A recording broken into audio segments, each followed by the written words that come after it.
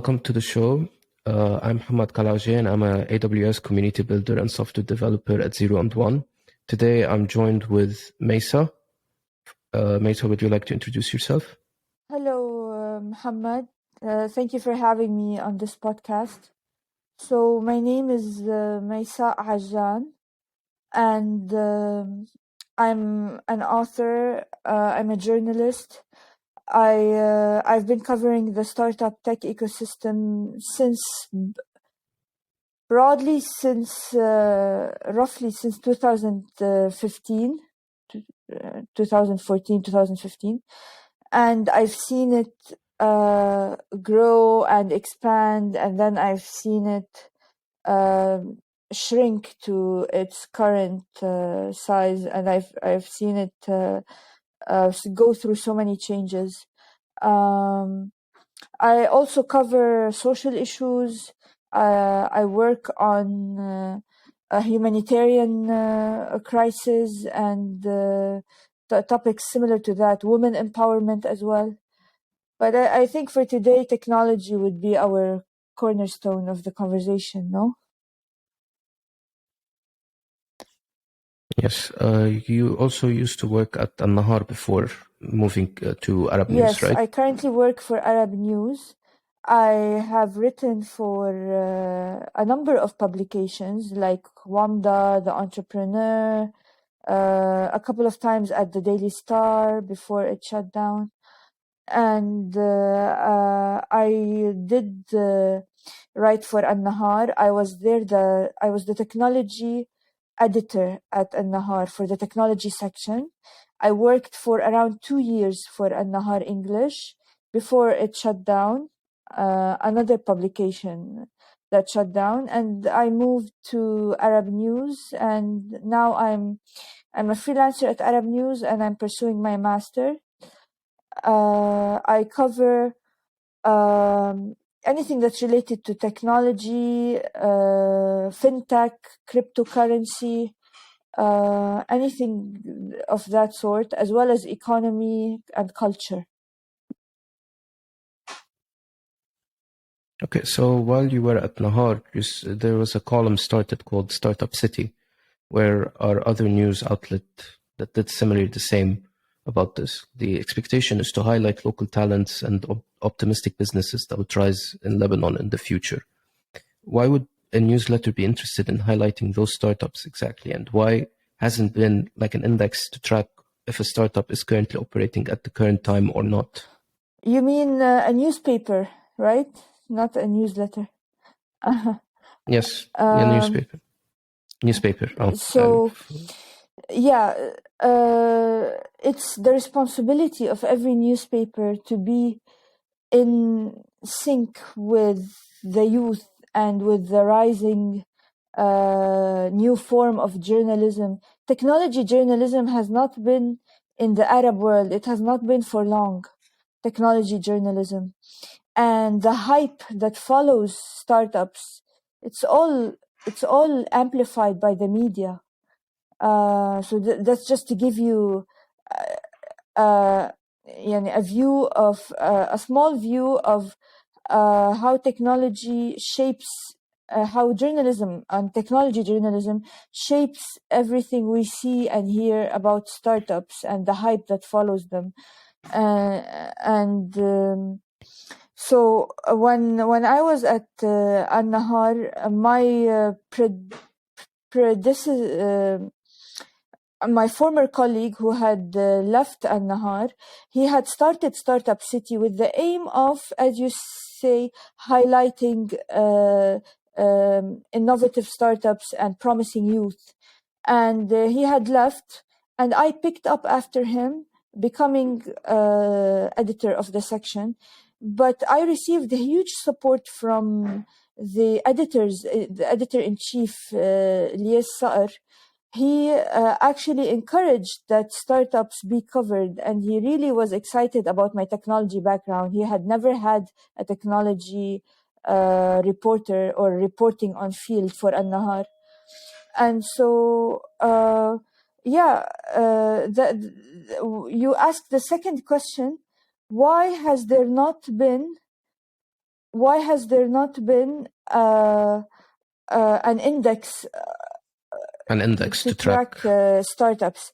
Well, Arabnet tried to do something similar to that. Yes, tell me. So Arabnet were tracking current startups that are operating or yes, not? they were tracking, they were doing actually more like a generic database of startups, a general database for startups that have launched, but they did not follow up with them if they were, the idea of the directory was to follow up with these startups and to follow up if they are still functioning or not. And that did not happen because Arabnet just got busy with other projects. No one really emphasized the importance of having an index that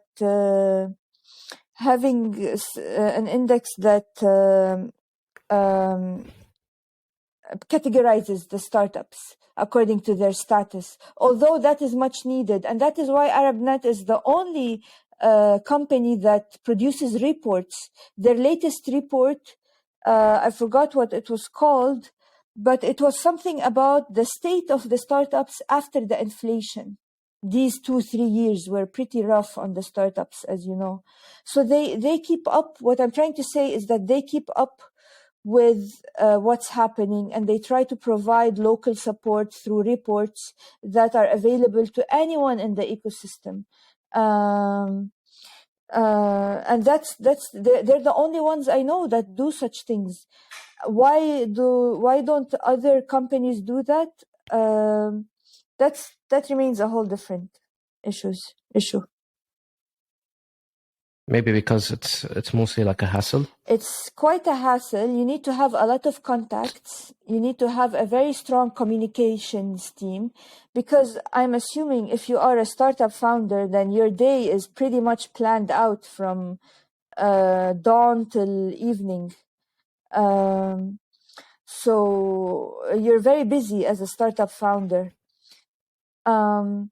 So you need someone who can call you, get the information from you, and be very efficient and very fast and speedy. So it's a hassle, like you said, but it's also In other terms, actually, it's just the only company that dedicated itself for doing this certain thing. Yes. I would also like to add that in other terms, because other companies go ahead. That other companies did not do it because it's uncomfortable to ask a startup, hey, are you still operating or did you shut down? You know? It's quite uncomfortable, but at least you need to have like a track record if a startup is currently working or not. It doesn't make sense to just throw a name of a startup and then it closes down and still on the index. It shows that there's a huge amount of startups in the ecosystem, even though 90% of them would have actually died and 10% of them are actually operating.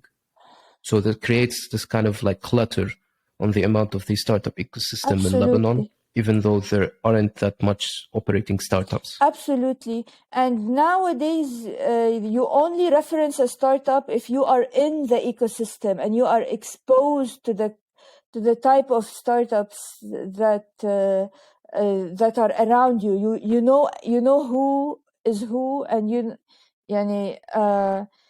know anyone who is anyone in the ecosystem, and you're well connected. Then you can name drop a startup. You can say, oh, I know, for example, X startup, I know them, they are still functional, and I know that Y startup has shut down. But you have to be in the ecosystem, or otherwise you wouldn't know. Okay, so starting from the ecosystem, in 2013, PDL introduced Circular 331, which was an initiative to inject $400 million into the market by supporting tech-based businesses to make Lebanon a future tech hub. While this tech utopia that that was going to happen didn't occur as expected. This initiative didn't succeed because it relied on local banks to support with cash, and each bank has its own set of rules on how to distribute. And a good portion of those startups received fundings from, let's say, incubators, accelerators, and local competitions, like Startup Weekend as an example. What's your thoughts on this? The issue from the procedures of how BTL and the bank's method on providing resources? Was the issue that the initiative didn't succeed because lack of skills from those startups, or they aren't able to hit certain milestones to succeed forward?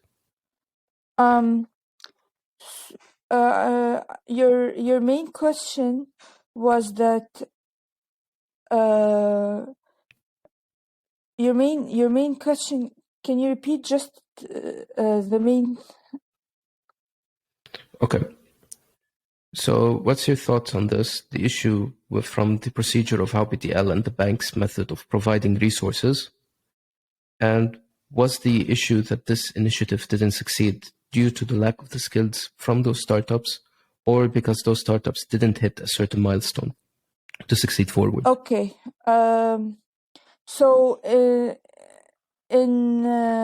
2013, late 2012, 2013, the BDL announced Circular 331 and injected $400 million into the Lebanese enterprise market.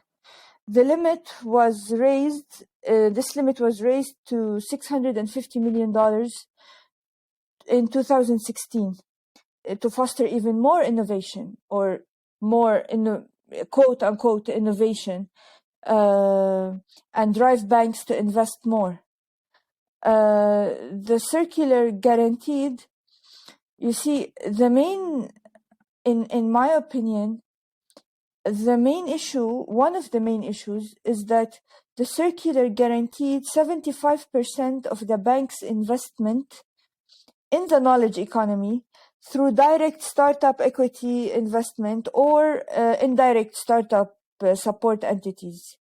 This means that when a startup fails, and the banks having invested in this startup, so when a startup fails, BDL is going to guarantee 75% of the funding for the banks. So if I'm a bank and I am funding a startup, I know that 75% of what I am funding is going to be reimbursed by the BDL, by the central bank. And so this is really, this should be looked upon, this should not really be taken lightly. Meanwhile, yeah.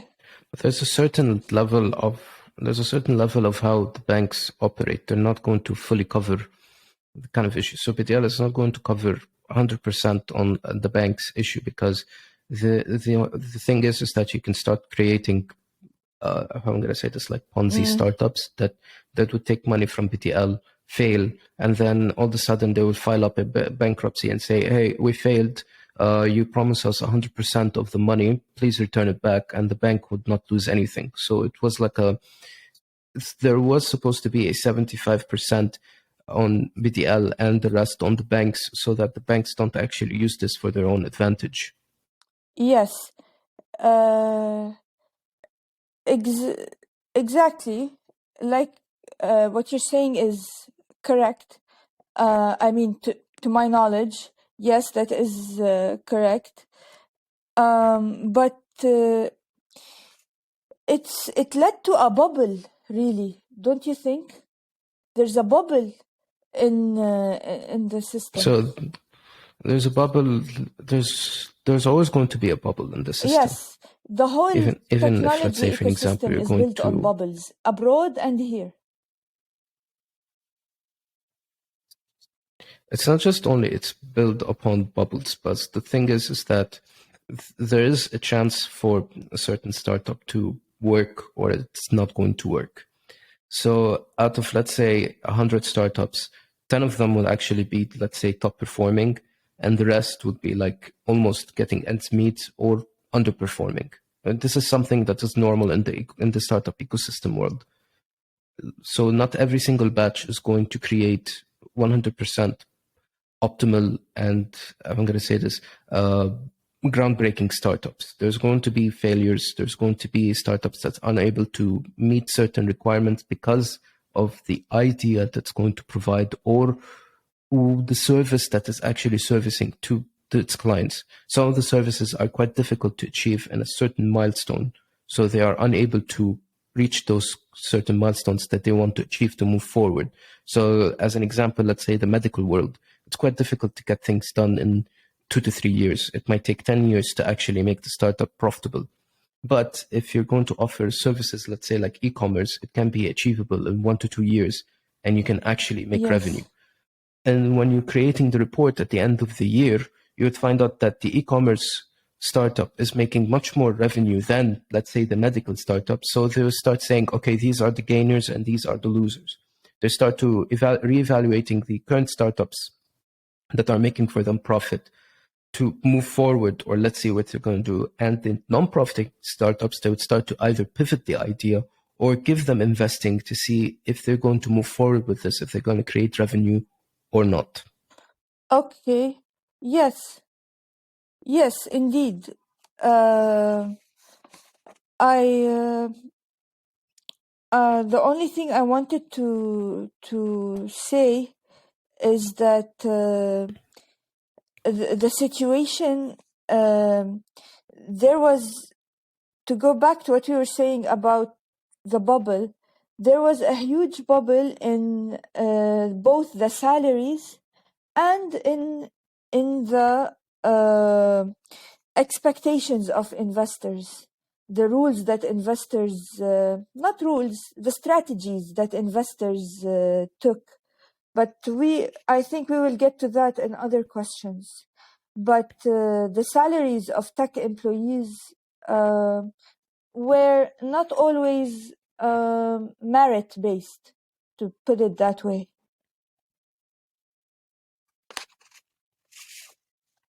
Yeah, nothing is going to be merit-based, actually. Well, we hope for the better. No, we don't. Sometimes that's not how business usually works. There's someone on the line has to actually work on getting things done. Usually getting merits is a little bit difficult compared to actual regular investing and getting things done in the business world. But I'll move forward with okay. this is that, Okay. yeah, and I'll move forward with this is that with the current investments and that you start seeing rising of incubators and accelerators and angel investors. So let's say incubators previously, let's say like Alt City in the past, accelerators, let's say like Speed, and the presence of angel investors. There was a network called Angels Lebanon Network, which was basically a network of angel investors who were Lebanese based, trying to provide resources to the country. All those were relying on this circular, in fact, and they had certain affiliations with certain banks to provide financial support, while others, let's say, supported them through space as a form of compensation. And some of them did offer unnecessary training from local experts, saying, okay, we're going to provide you an incubation place and we're going to provide you some experts to deal with and to work with. All of this, and they actually took cuts from the startups. So there's taking cuts ranging from 10% to 20%, even though a good portion of those took board member seats. So some incubators or some accelerators did take board member seats, and some of them did dictate certain startups on how they're going to move forward, or otherwise they will take the investments away. Do you have any thoughts about this? And did this form of control and rules set by all of those did cripple some of those startups? Well, there were quite a decent number of accelerators and incubators that relied on the circular 331 for funding, and I can name a few for you. Speed was the first accelerator to launch. followed by Flat Six Labs, not in this order. Flat Six Labs, UK Lebanon Tech Hub, Smart ISA, this is later, Smart ISA, Berry Tech, the AUB Zain Incubator, BIAT for Tripoli. And as for angel investors, they were mostly individuals who knew each other in the system. They worked for VCs. Some of them were VC employees actually. And others were just entrepreneurs who had become investors, like Habib Haddad, whom I worked with, and other names. So as for the percentage of the investment that you mentioned, I recall that investor shares range from 6.5%, and it can go up to, as you mentioned, 20%, which is a huge cut, by the way. It's a very big cut. Now, there was no regulation for these shares, Muhammad. They were not regulated, and we don't know. It's very murky. This question that you ask, it's a very murky question, because really people don't know how startups who are new to the field, they don't know how to respond to investors who can be controlling and who can influence their strategies, their marketing strategies, their expansion, their resource allocation. So there's that. And this is my thoughts. These are my thoughts, that investors were not subject to regulation. And I leave it at that, because it's a very murky. I know that they knew each other. It was a small circle of investors.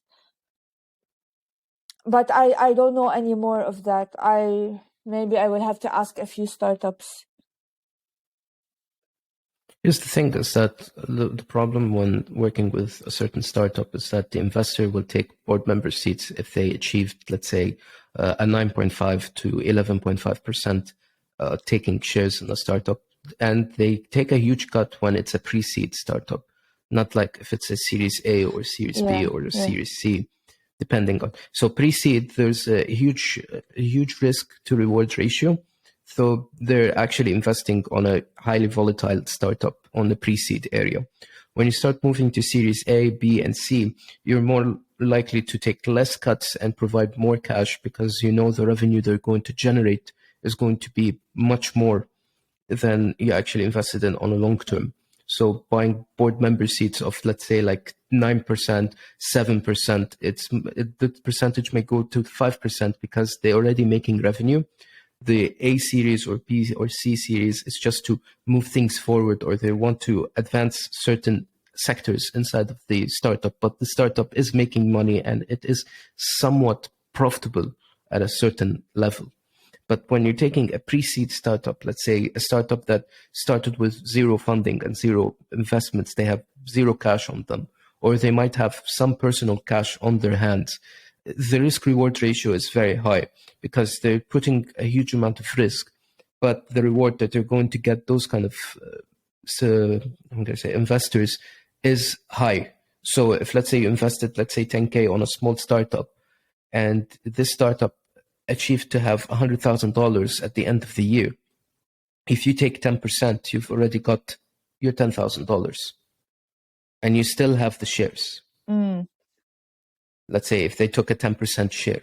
So the risk reward ratio, if the startup didn't exceed, so this 10% margin that you got, let's say if they got almost 10K, your cut of the entire year is 1K. So out of the 10K that you gave to the startup, 1K is your return back, and they still need more cash to operate, to be able to pay for wages, if they're going to pay for operations or any kind of services. Unless if the employees in the company agreed that they're not going to be paid for, let's say, X amount of years until they break a certain milestone and take money. Otherwise, they're just dealing with investors. So most of the startups that I've seen in 2015 and 16 with Lebanese startups, most of them are pre-seed. Yeah. Rarely some of them were Series A or Series B. Some of them will pitch up. They say, okay, I have this idea.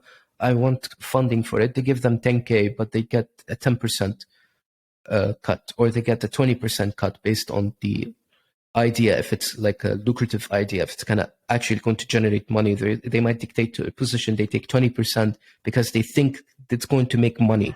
So they'll reach the position that they'll double up their profits without worrying, because they know that the startup would exceed later on. Now, other competitions got into the place to provide, let's say, like merits. We're trying to say, like Startup Weekend, they'll give you like 1K of cash to you just to move things forward with no strings attached. They're not going to tell you, hey, you give us a percentage or anything. They just say, okay, here's, let's say, 1K. It's purely for you. You won the competition. This is yours. You can move forward with this. Other startups and other competitions, they did offer, let's say, $2,000, $5,000, even $10,000 of cash, but they didn't offer it 100% as cash, but they said, hey, we'll give you incubation facilities, so worth of this amount of cash. So let's say, for an example, you got $10,000 of support. You get $10,000 of support, not cash directly, but rather you get, let's say, renting a space for up to a year, or up to like a year and a half or 2 years, as like a sort of compensation. So they don't actually give you cash directly, some of them. That's the status that's currently happening. The incubation place, and they start giving you spaces, happened from 2016, 2017 era. Before 2016, they were giving hard cash. They would literally give you cash. Yes. They don't care about where you host your place. They come up and they tell you, like, okay, you've won this competition, you've won our interest. We'll let you do your startup. Okay, here's $10,000. We'll write you a check, or we give you them cash. Deal with them how you wanted to do. In 2016 and 17, when certain startups started to go bankrupt and certain startups weren't moving to the expected, I want to say, milestones that they promised the investors they're going to reach to, they reached a position, okay, we're not going to offer you cash directly. We'll give you, let's say, 20% cash. Let's say, like, if they're investing $10,000, they give you $2,000 just so you can move operations, let's say, buying cloud storage or buying services to facilitate the startup to move forward. The 80% would be incubation place and expert help, that they will help you to move towards your goal, even though some of them were from very questionable backgrounds, if they can actually provide help to those startups. Because, as you said, it was a network of people who know each other. So some guy would say, okay, I could do life coaching. They put him as an expert in life coaching, and they pay him money from your money that you got invested, so that he can life coach your startup to move forward, even though you might not actually need this kind of help. That's the issue. Yes. That is very nicely summed up. I believe that, like I said, all this is subject to study and to debate, because when there are, this goes back to what you said about Arabnet, when there is no documentation of things like the investors and their activity. And I mean, yes, we know there are banks, and the banks are have every investor in close inspection, but we need more than that. We need like a system of accountability for a whole system of accountability for our ecosystem. And I don't know if this is achievable after the crisis, but yeah, thank you for that. I don't think it's gonna be actually achievable. Not only that, let's say, for example, you want to track Lebanese startups now. There are certain startups that are currently operating, but they're operating from offshore accounts registered in, let's say, UAE countries. So some GCC countries in general, mostly in UAE, because it is a tax haven at some point. You register in the GCC area, mostly UAE. You open an offshore account. You get people here in Lebanon. You operate them, let's say, on the tech sector and all of that. And they are an offshore company. They're not a local company. So there's no more local companies at the current stage. There's only offshore companies. The people who are local are currently people who are pre-registered before the 2019 crisis, that they cannot move themselves offshore easily due to certain restrictions in some certain contracts that they actually written, because it's now quite difficult to move away from the contract that you've signed in. It was much more easier. And let's say before 2019, say, okay, I'm going to move the company outside. I'll sign this lease that I'm leaving, and that's it.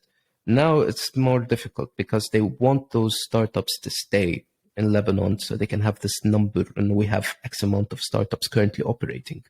So it's the contract that they currently sign. It's quite difficult to move away from it because they got to string. It's a string attached kind of contract later on. They cannot get themselves out of it. The people who actually got away with it are the people who did it before 2019 crisis, where they got all their money out of the bank and everything. They went to the GCC area, they put their money in, and they start operating. That's how things went, actually.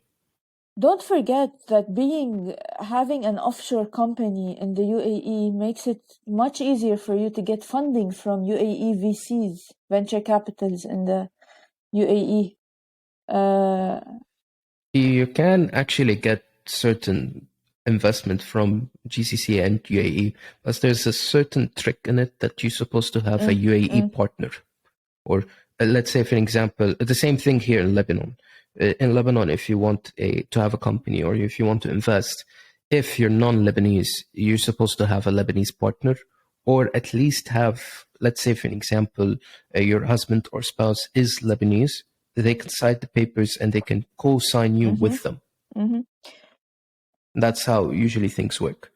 In UAE, the case is that the UAE, or let's say anyone in the GCC area, if it's Saudi, if it's Kuwait or Qatar or any of those countries, all of them relies to have some sort of partner from this country.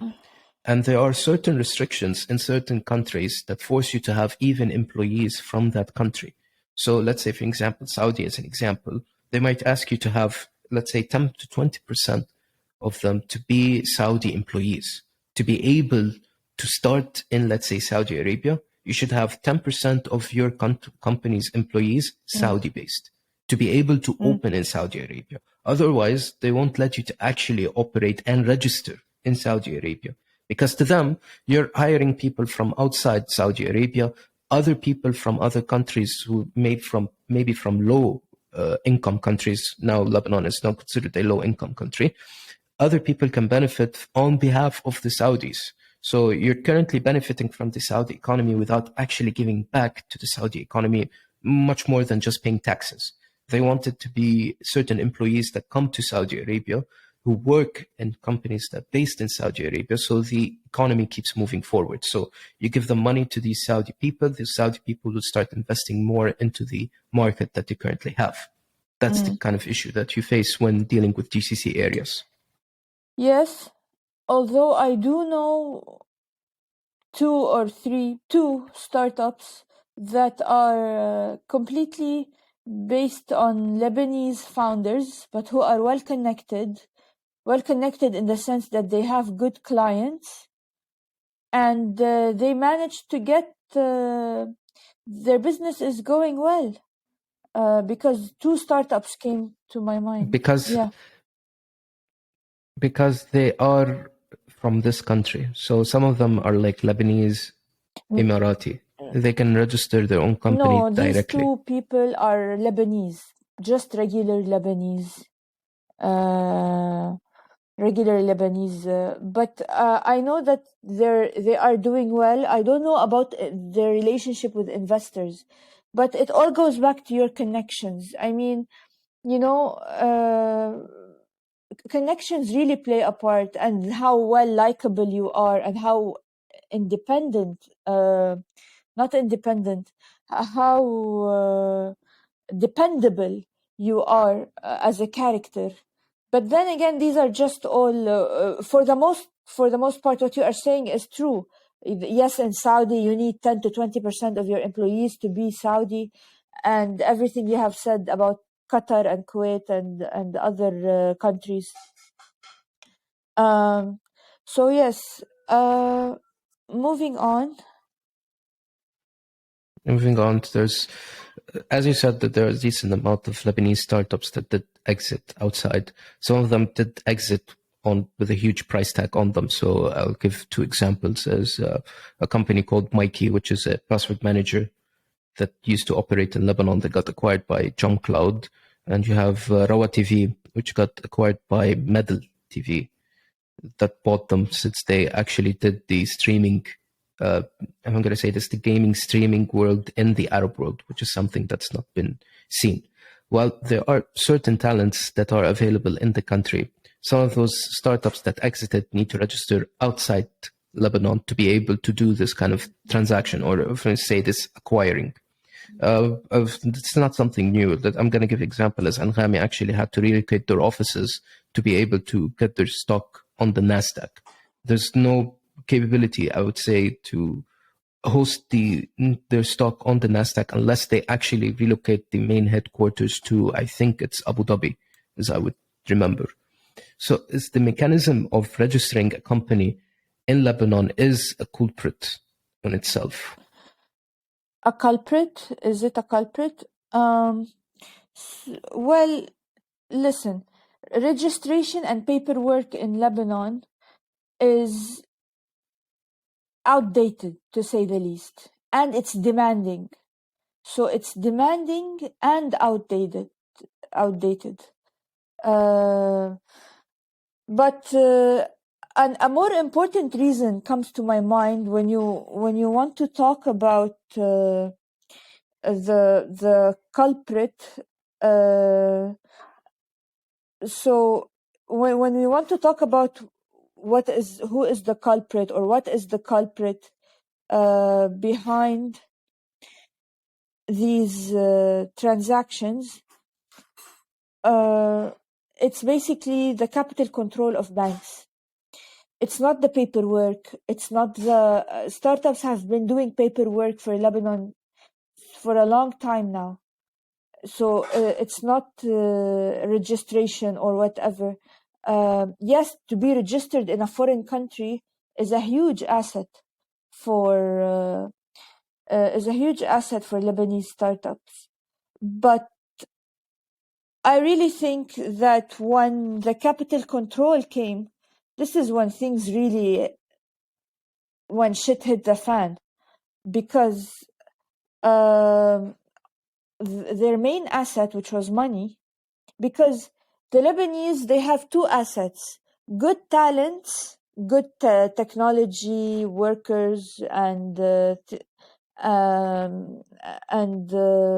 managers, good managers, and they have their liquidity, their cash. I'll actually explain. I'll actually say this in a different thing. Lebanon produced three things out of it. One of it was the banking sector, which was offering interest of starting from 12 to 20%, depends on what kind of currency or what kind of things you're putting in, depending on the amount.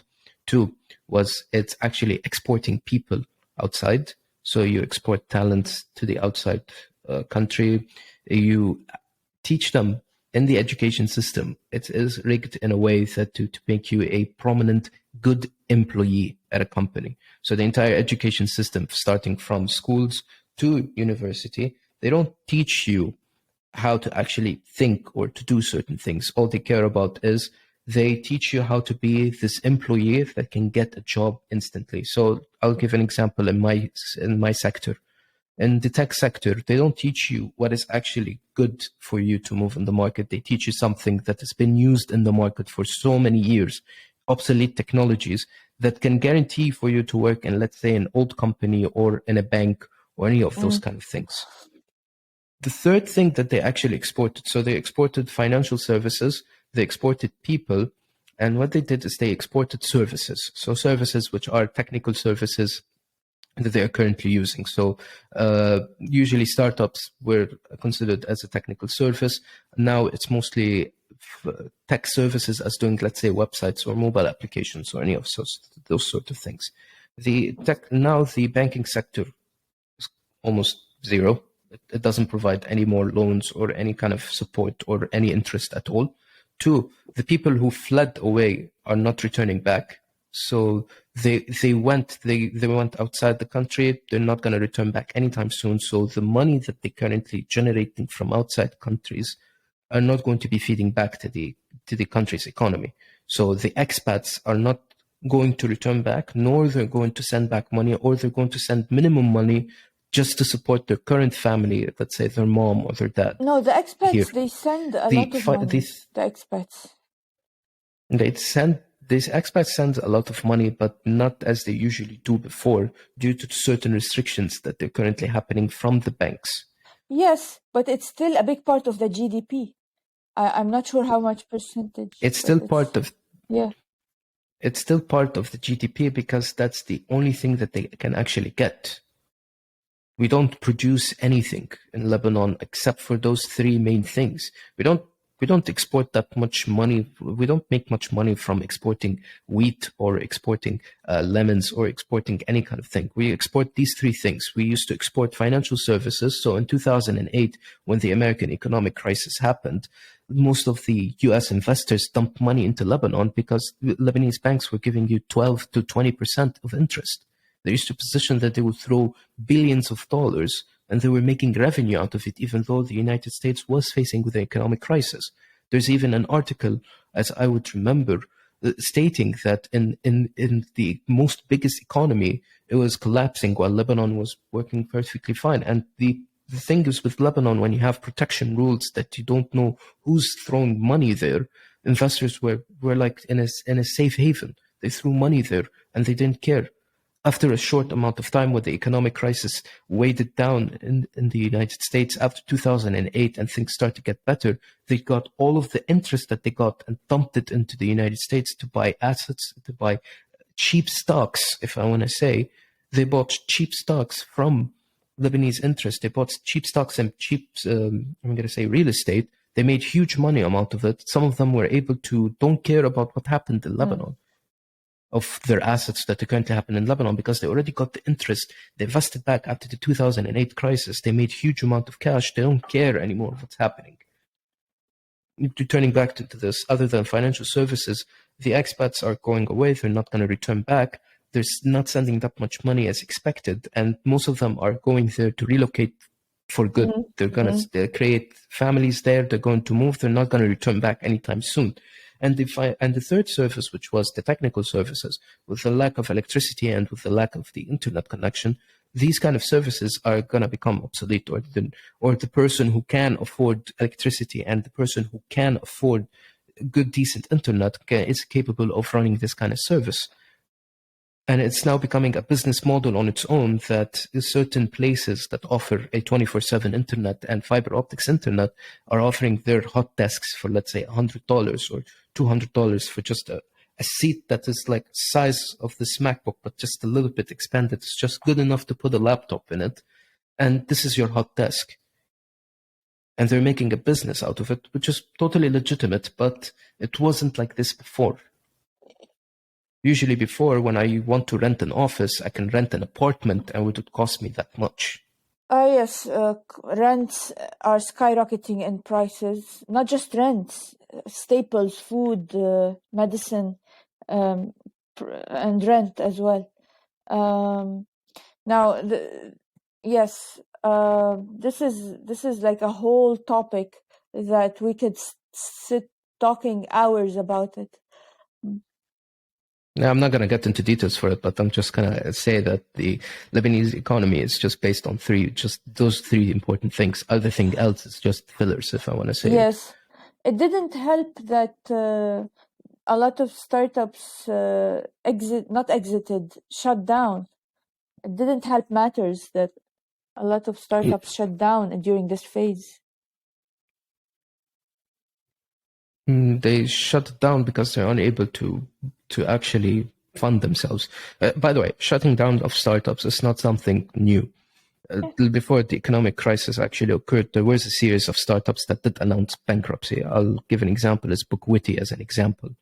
They went bankrupt with a huge amount of cash, and it did affect BDL since they were funded through the Circular 331, actually. Yes, actually, that is a very good point that you said, that startups shutting down or going bankrupt is not something new, but basically there is one article by Le Commerce du Levant.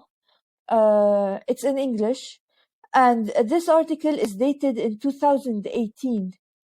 It's about the viability of the Circular 331. Did it live up to its potential? And that it's saying that it did not live up to its potential. And it lists several startups that went bankrupt.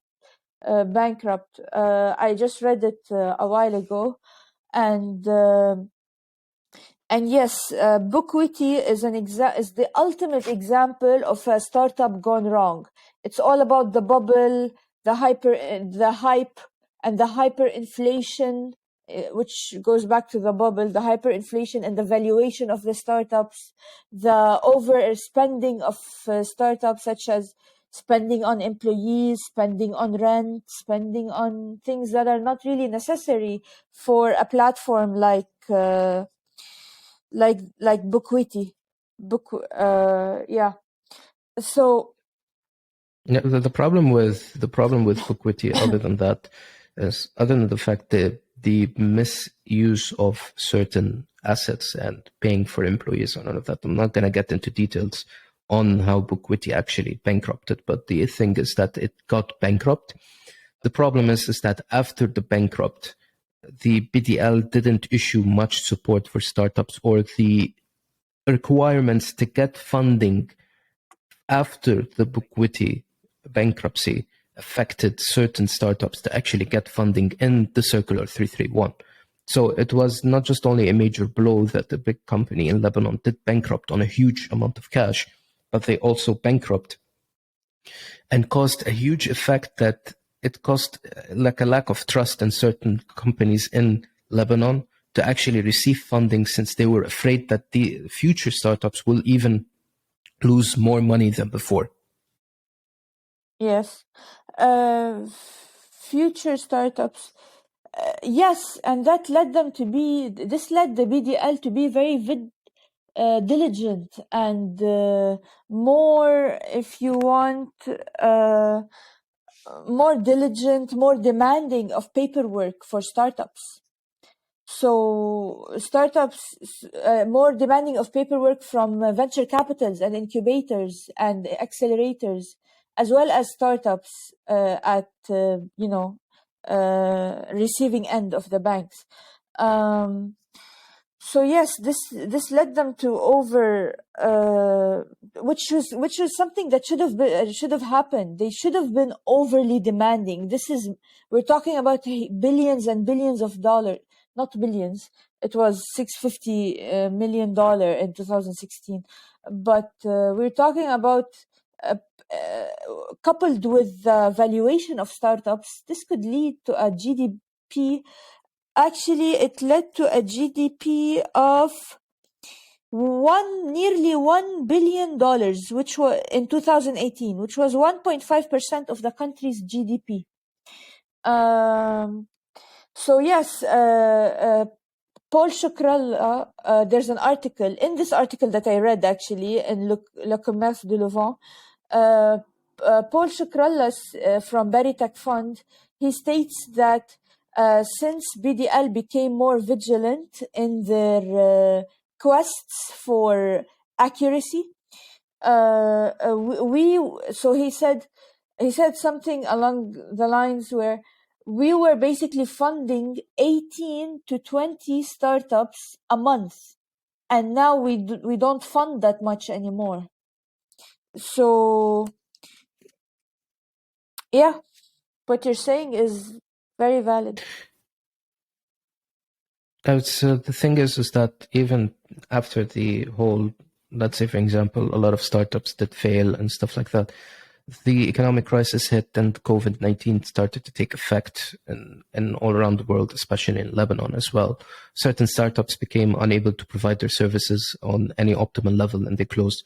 I'll give an example. I used to work previously around 2 to 3 years ago with a startup called Jalisa, which was a startup that provides you babysitters on demand. They actually closed due to the COVID restrictions and road closing because of the economic crisis. They were unable to send certain babysitters to certain clients. Some of them were making, let's say, a certain rate. They were unable to make back a good ends meet to actually survive on, which caused the company to close at a certain level. Also, with the economic crisis, the froze accounts of certain startup founders. So Zalisa's also startup founders did face an issue with getting withdrawals of their money from the banks.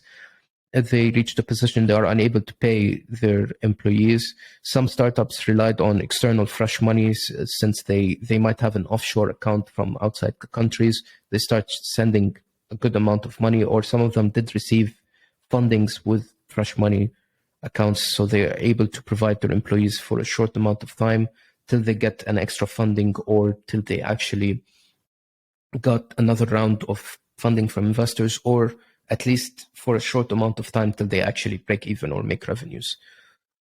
Now the reason they would actually migrate outside is to actually get fresh dollars and start operating to get fair payments for their employees. Even though some of the founders that did move away did lose a good amount of the cash.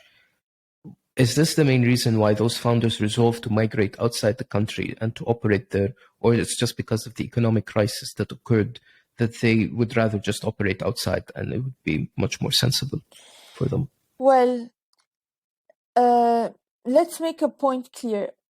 Lebanon, given its small size, was never a target market by itself for startups. It was a launching pad for startups abroad. So for startups in Lebanon who want to go abroad. So let's make that clear. يعني,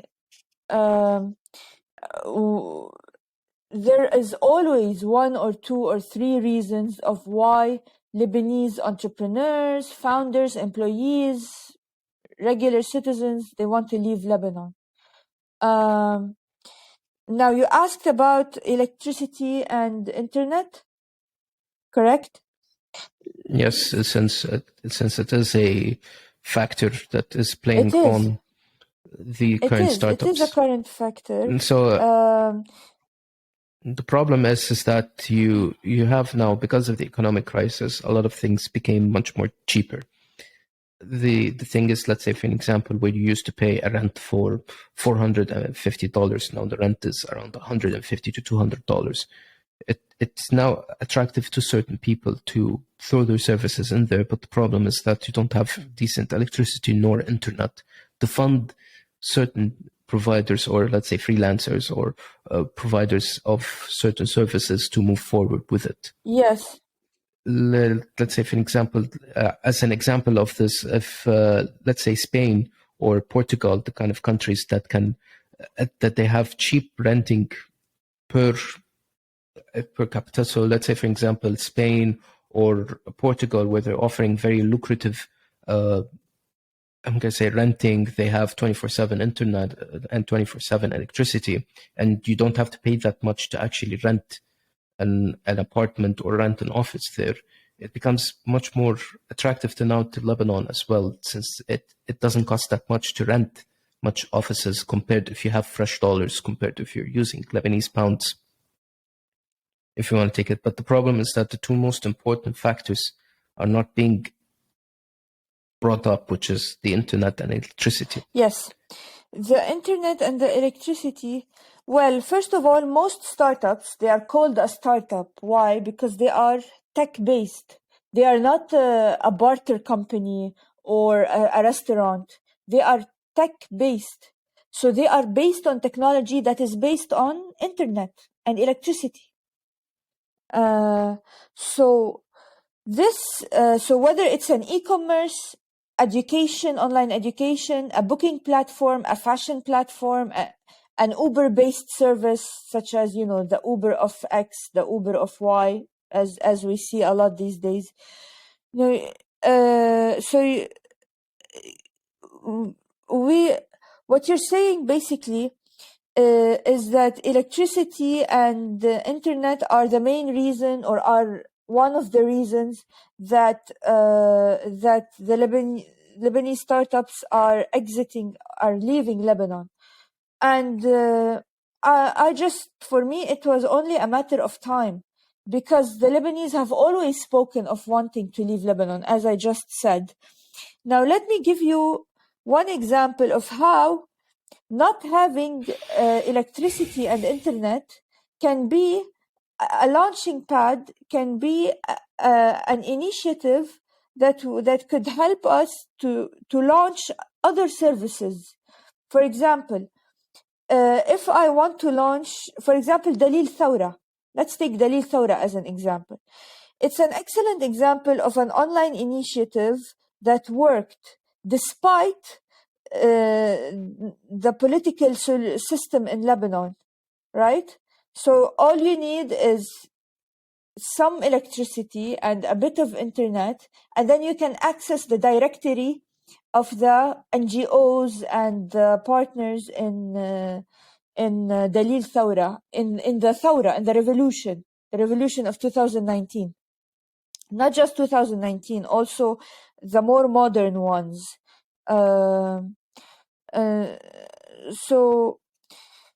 Here comes to my mind this expression that there is as much money to be made from the wreck of a civilization as there is in the building of one. And so basically what we're saying here is that even though there's no electricity, maybe because there's no electricity, one entrepreneur will, I don't know, will harness internet from solar panels. It could happen. After all, it's a problem that needs a solution. But the problem is that it's privatizing certain things that are supposed to be public. That's the issue. The government's supposed to provide you with internet and electricity as part of the services that it's providing as a regular country. When you privatize those two different things, the problem is that the dictators of this certain service will start to play games on you. So one day you might pay $200 for a 10 amperes kind of like restriction subscription. One day he will come up and tell you, okay, this 10 amperes that I'm giving you now worth $300. Take it or leave it. And if you don't, absolutely someone else is going to come up and take it. So you're forced to actually take it. Let's say, for example, the internet. The internet is, because it's provided by Ujero, this kind of restriction doesn't work this much. It works on other places that are quite far from Ujero. Let's say if you're in Mount Lebanon, or if you're in other far district places from Beirut, there are other providers that can have linked fiber optics to their offices, and they provide you with, let's say, wires, or they provide you with microwave internet, which can provide you with certain levels of internet at a certain point, or even 4G internet, as an example. But when you privatize those certain aspects, even though you're making money out of it, you're moving the economy moving forward, the problem is that you start to dictate on how you want these things to move. Those things aren't supposed to be privatized at a certain level, or they're supposed to be a certain restriction and guides on what is the maximum amount of money it's supposed to be costing per month. So let's say all generator providers should provide, let's say, a flat fee of this amount of money. The problem is that it doesn't work this way. If you go, let's say, in Beirut, you find places that offer 10 amperes for $200. You find another place in Beirut offers it for $500. Even though it is the exact same diesel oil that gets shipped here, it is the exact same motor, it is the exact same hours. The problem is that this provider provides it for $200, and this provider provides it for $500. And if you sit in that, it's a monopoly. It's basically a monopoly. It's not supposed to be a monopoly, because this is supposed to be something provided by the government. It's not provided by the government. Other alternatives came into place. There's always going to be other alternatives. The internet is not something new. There was actually in 2016, as I would remember, people were pirating internet from Cyprus, from Tripoli. It was very easy to get illegal internet from Cyprus through Tripoli, and people were shipping it inside the country. Why? Because it wasn't profitable, because the tech sector in Tripoli back then, they didn't receive that much good support for the internet compared to Beirut or other places. So they resolved to actually pirate internet from another country to actually get it to them. Okay. It's not something new. It's ideally, it's not something new to talk about it, but now it's becoming much more seen because the government is unable to provide that much resources. So the private sector is moving in saying, okay, you want electricity? We'll give you electricity. You pay us this amount of money. But there's no restriction on how much it's going to go. That's the issue.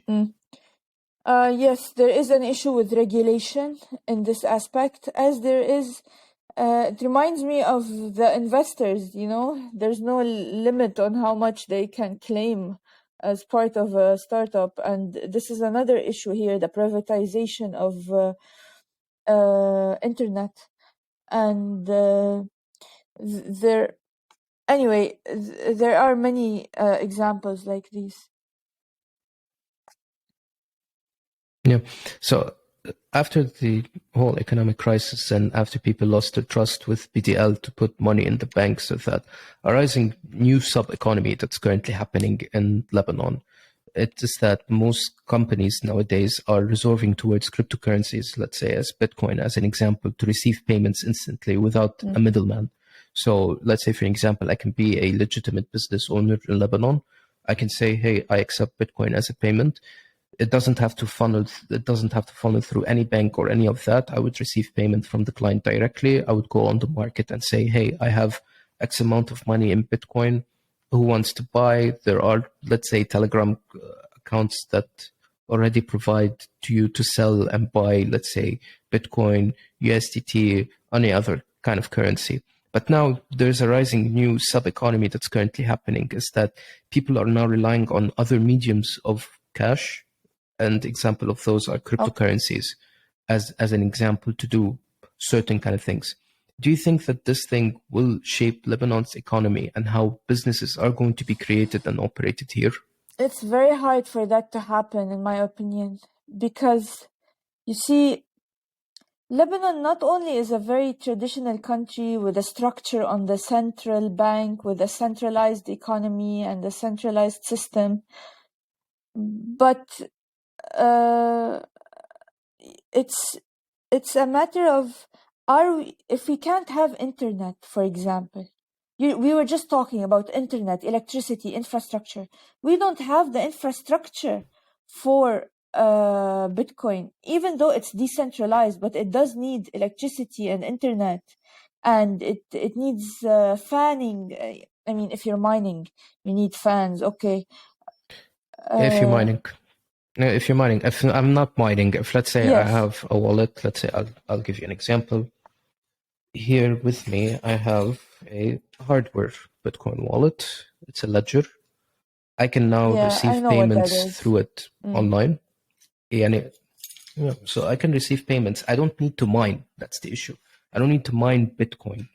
I just need to accept Bitcoin as a currency. I understand what you're saying, but even when you say, can you hear me? Yeah, I can hear you. Even when you say that Bitcoin is decentralized, or sorry, cryptocurrency is decentralized, let's think for a minute. Is it really decentralized?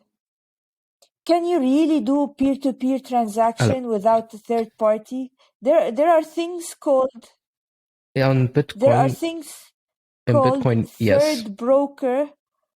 Third party broker.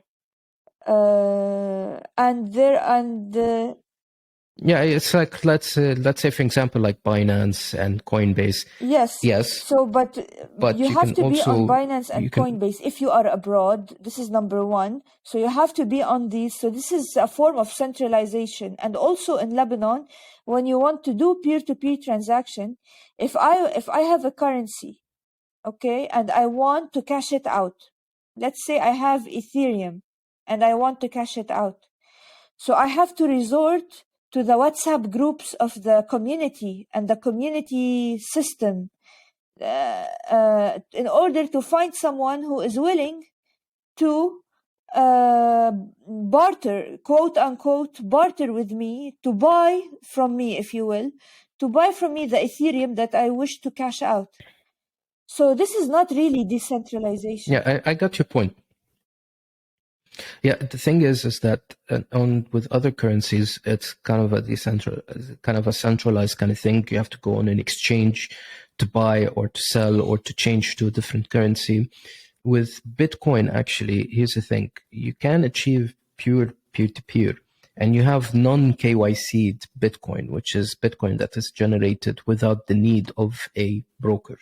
Which is something that is pretty cool about this, is that you can actually generate BTC through mining without the need of a broker at all. So you can be your own bank at a certain level. You can also launch your own payment node, and you can actually accept payments on it directly without being affiliated with no brokerage or anything at all. So I can set up my own node that I can accept payments, whether it is Bitcoin, the regular, or I can accept Lightning on Bitcoin, which is fast transactions.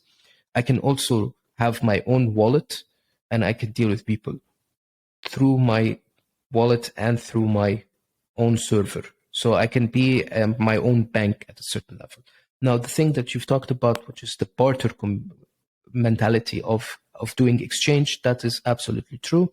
But I actually took a picture of it on Twitter, the Bitcoin ATM that blew off at a certain level. Yeah. I took the picture really? of it, actually. Nobody even knew that this ATM, nobody actually knew this ATM exists. Actually, on my Twitter, I have it as a pinned post, and all of a sudden people start using it. That's right. The ATM, and start going I actually remember the picture. to buy and sell on the Bitcoin.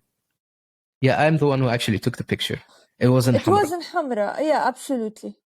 You're the one who took it. And then all of a sudden, now start people sending me pictures of the same ATM in other places. Turns out there's an ATM in Sur, there's an ATM in Saito, there's an ATM, I think, near Jbel as well. There's like 6 machines. Yeah, nobody knew about them. But who installed them? Who installed them? Some brokerage company decided to call themselves X. They had the machines. They brought it into Lebanon. They have X amount of money into Bitcoin. They decided to fund the wallets inside those machines. They put them in their places.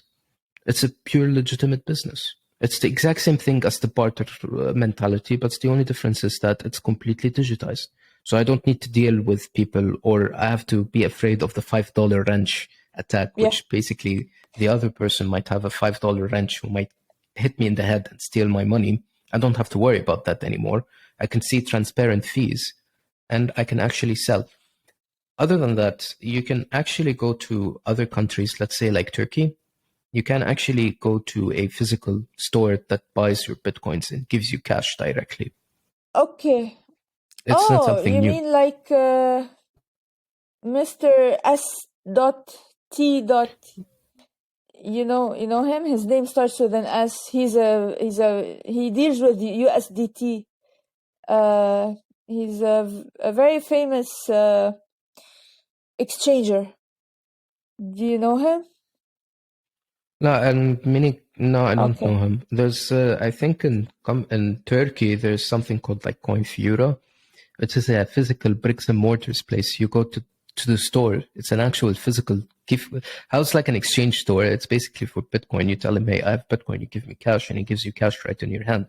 You go to Turkey, one-way ticket actually would cost you like, let's say, $60. You don't need to book any hotel or any of that. You just go to Istanbul. Yeah. You just pay the cash into BTC.